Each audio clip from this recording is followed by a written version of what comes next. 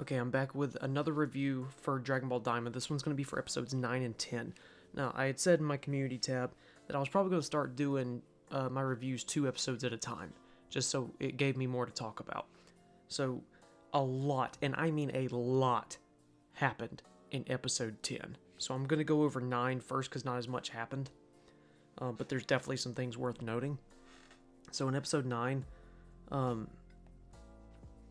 the Dragon Ball did end up getting stolen from Goku and the others. They ended up retrieving it. It was just like some thugs or whatever that, they figured, they had heard about Goku defeating Tamagami number 3, and they saw them, like checking into a hotel or whatever, decided, hey, let's hijack this Dragon Ball.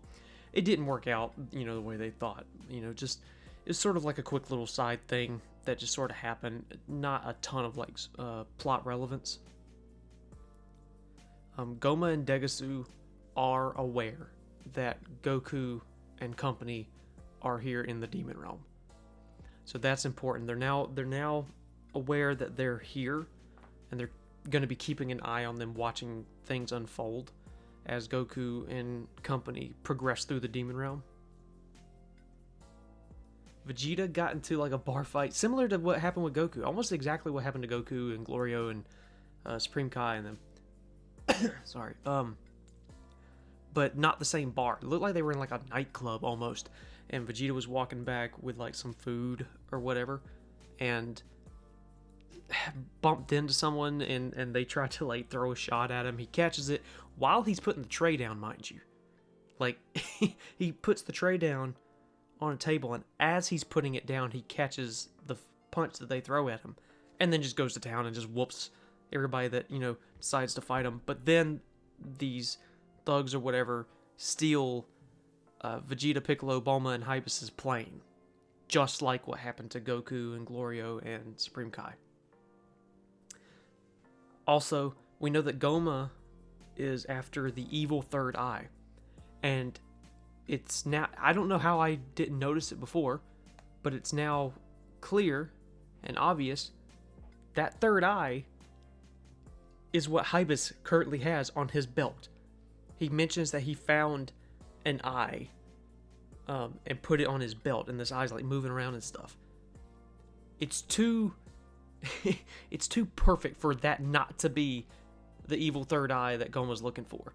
And it's very on par for Toriyama humor to put it in such an obvious place. This like, oh yeah, this guy's just, he's wearing it as like a belt.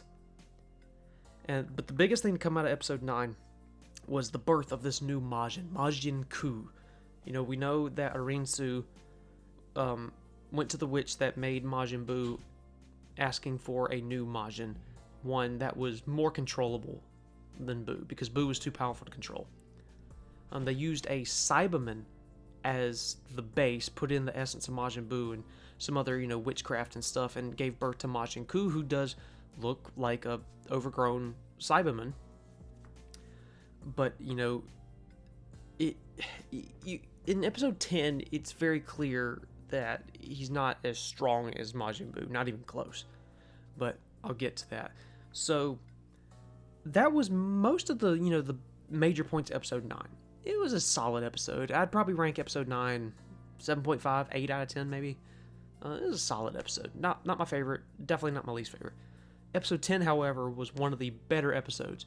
It had a little bit of everything. It, had some action, had some major lore dumps, major lore drop. Episode 10, we get Majin Ku in action against Tamagami number 1. This is where I realized, okay, he's definitely not as strong as Majin Buu. Not even close. Because Goku, in his nerfed childlike state, was able to beat Tamagami number 3, and it's safe to assume they get stronger as they go. And Majin Ku could not defeat Tamagami number 1. Tamagami was too powerful. Frankly, Majin Ku's a joke, and it's very, very on brand for Toriyama to have, this build up to this being, and it's like, he's just a joke. He's wacky, he's bizarre. It seems like, by making him weak enough to control, he's just not strong enough for their purposes, at least as he is right now. So as he is right now, I am confident Goku could defeat him alone with little effort, to be honest. I don't know if he'll become more powerful as the series goes on. I would assume he does, but we'll have to wait and see. But he's he's not very strong compared to at least the Tamagami and our main characters. He ends up losing the fight. He concedes the fight against the first Tamagami. Arinsu's obviously disappointed because she expected more from him, and he's really just a joke. You really need to go watch the episode. He's a wacky little character, but Majin Buu definitely seemed to just be a freak of nature, because Majin Buu had incredible strength compared to all these other Majins. Now, we finally get the team to group up after a tangle with a giant monster they called the Kraken, which is just, it's basically a sea monster with like tentacles and stuff. It doesn't look like necessarily what you would think a Kraken does, but it's like a Dragon Ball Majin version of a Kraken. Goku and company lose their ship, so they wait for Vegeta and them to get there with their ship. But we finally get the whole group together. One takeaway is, Bulma is again obsessing over how smooth her skin is. So I think that plays into the fact that later she starts collecting the Dragon Balls to make herself look younger. I think it's a neat little Easter egg, a little thing that's like, okay, well now it makes sense. She's so obsessed with her appearance and her skin because she was reminded of how great her skin was when she was little. And there's a little comedic back and forth between Hyvis and Vegeta. I'm not going to go into. I think it's something, you need to go watch the episode, which I would assume if you're here, you've already watched the episode. But because obviously there's spoilers, so it's like if you haven't watched it, why are you here? Unless you're waiting for the dub and you don't care if you're spoiled. But anyways, Goku and his group meets up with Vegeta and his group finally, and we definitely got more Vegeta and Piccolo in this episode. To me, the largest takeaway was the lore drops, and it completely alters. I don't want to say completely, but it definitely adds a ton of what we thought we knew about the divine hierarchy of Dragon Ball. We learned that the Demon Realm has existed long before the regular universes, the entire multiverse, as a matter of fact. We learned, of course, we already knew that the Glend and the Namekians come from the Demon Realm. And Goku and company even go to the old Namekian planet in the Demon Realm, in the second Demon World. By the way, they're in the second Demon World. They go to the Namekian planet, which looks a lot like the regular planet Namek, just like abandoned and, there's nothing there. It's just empty, But they go there to the old Namekian planet, and, Piccolo, they ask Piccolo, did you miss this place? Piccolo does bring up the fact that it was his father that escaped the Demon Realm, not him. He wasn't born yet. And we know Namekians have long lives, but that does put things in perspective. I thought the Namekians escaped much longer ago, but it seems it was more recent than I originally thought. Again, Namekians have very long lives. Definitely much longer than, humans or even Saiyans. But I thought, they escaped far longer ago, but it seems it was more recent than originally thought, at least by me. So that was an interesting little lore add-on. But in terms of the origin of the Demon Realm, we learned that the Demon Realm has existed long before the Dragon Ball multiverse, as we were introduced to it in Super. That a very old demon king sent a Glend out of the Demon Realm to create the outer universes. That's right.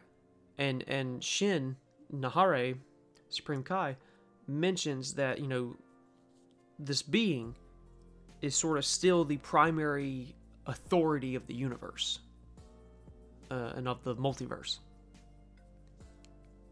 How that fits in with what Zeno is, we don't know yet. You can theorize and speculate, but I don't want to say until we know for sure, and hopefully it'll be explained in the next few weeks. How does Zeno fit in? Of course, it'll have to be explained sort of subtly because Goku doesn't know about Zeno yet, because this takes place after the Buu Saga but before Super.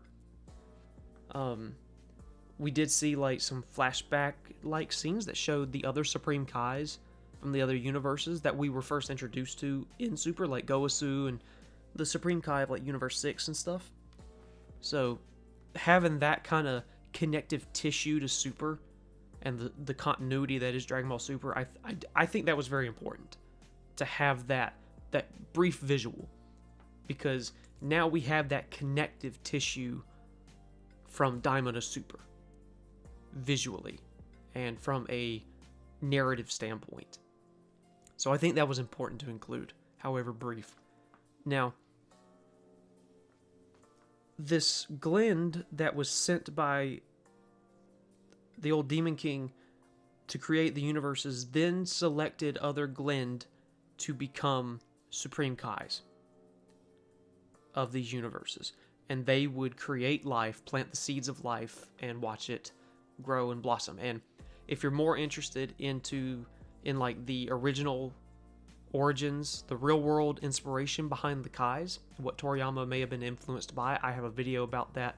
It's my first video in a new series called Myths, Folklore, and Anime. I have that up right now. Go check that out. It's obviously based on Toriyama's original concept of the Kais, so new lore doesn't have any bearing on that video, but it doesn't really change the context of it anyways. So this simply alters the in-world lore of the Kais and the Glend. Now, they did mention that Saiyans and humans were obviously not born from the demon realm, that they were life created in the outer universes, which we kind of already knew that and suspected that. But that does, clarify that not all life descended from the demon realm, whether directly or indirectly. Not all life did. The life that turned into like Saiyans and humans and probably thousands of other races throughout the universe that were created in the outer universes did not directly descend from races in the demon realm.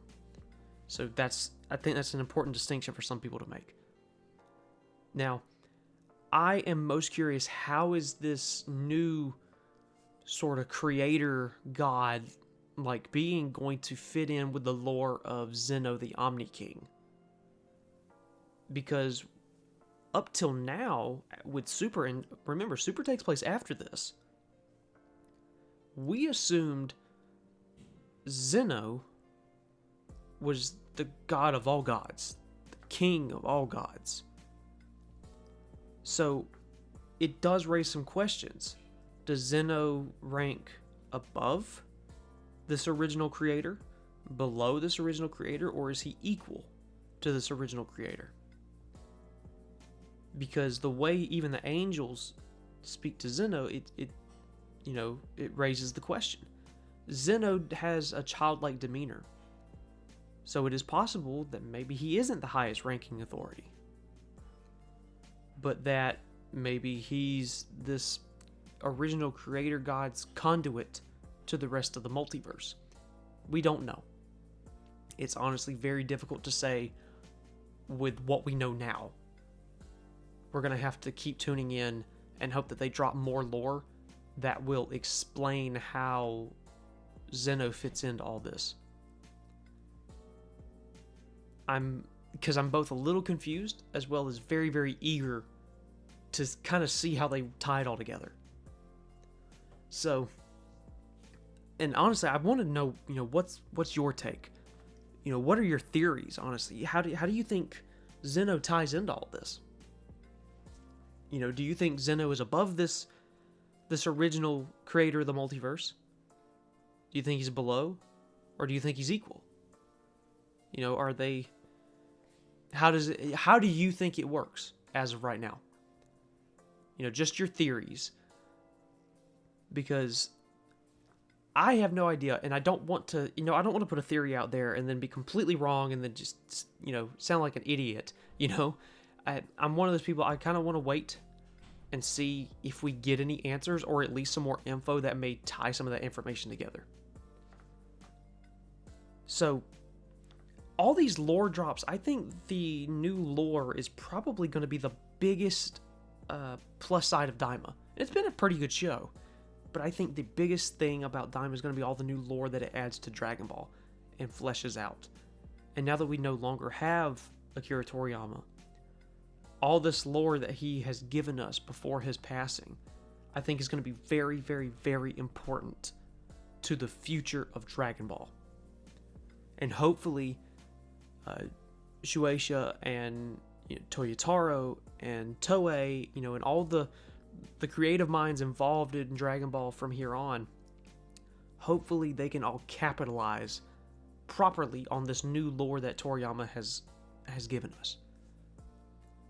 Because we're not going to have the master here anymore to continue to add on and change things and add things. Now, this episode, as far as how I rank this episode, I think this is probably my first 10 out of 10 in a while. For Daima, I think I ranked the first or second episode a 10 out of 10. I don't remember. I think this one was a 10 out of 10. Very enjoyable episode for lore, and it had some action in the beginning. We even got to see Goku tearing up some planes and stuff. They were getting attacked when they pulled up into the second demon world. Another thing that was mentioned was back when the multiverse was created, warp was used to travel freely from the demon realm to the outer universes.